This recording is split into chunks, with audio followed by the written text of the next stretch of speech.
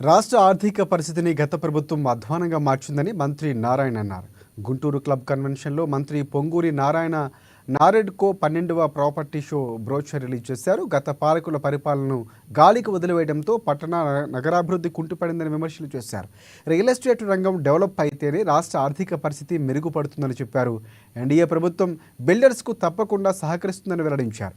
గుంటూరు, మంగళగిరి, విజయవాడ, అమరావతిని ఒక మహానగరంగా ఏర్పాటు చేస్తామని ముఖ్యమంత్రి చంద్రబాబు నాయుడు హామీ ఇచ్చినట్లు ఆయన గుర్తు చేశారు.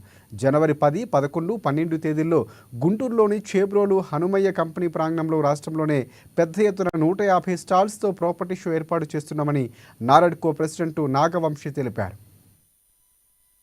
అంతేకాని ఈరోజు నారెడ్కో వాళ్ళు యాక్చువల్గా కొన్ని సమస్యలు గుంటూరు సమస్యల్ని చెప్పడం జరిగింది. గుంటూరు డ్రింకింగ్ వాటర్ కావచ్చు, అండర్గ్రౌండ్ డ్రైనేజ్ కావచ్చు, ట్రాఫిక్ సమస్య కావచ్చు, ఇలా కొన్ని సమస్యలు చెప్పారు. ఆ సమస్యలన్నిటి కూడా ఖచ్చితంగా వీలైన తొందరలో పరిష్కరించ జరుగుతుంది.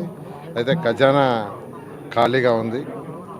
గత ప్రభుత్వం ఖజానా ఆల్మోస్ట్ ఖాళీ చేసేసి నెగటివ్లో దాదాపు 10 లక్షల కోట్లని అప్పులు చేసి పోవటం వల్ల ఈరోజు మా ముఖ్యమంత్రి గారు నారా చంద్రబాబు నాయుడు గారు వారికి ఉన్న అపార అనుభవంతో ఈరోజు దాన్ని మెల్లగా ముందుకు తీసుకుపోతున్నారు. త్వరలో ఈ రాష్ట్రం ముందుకు పోతుందని అందరూ ఆశిస్తాం.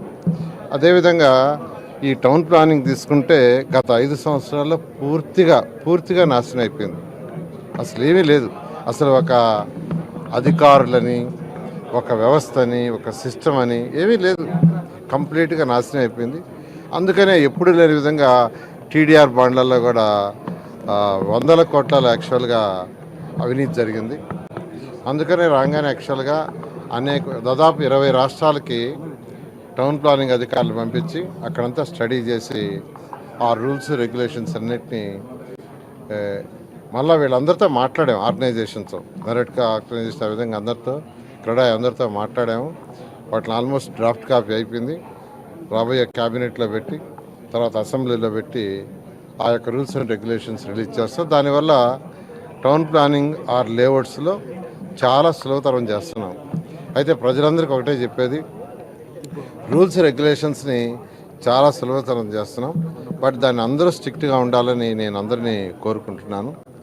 ఈ యొక్క కార్యక్రమానికి నన్ను ఈరోజు ఆహ్వానించిన వీళ్ళందరినీ ప్రత్యేకంగా ధన్యవాదాలు తెలియజేస్తున్నాను. ముఖ్యమంత్రి గారు చాలా క్లియర్గా చెప్పారు.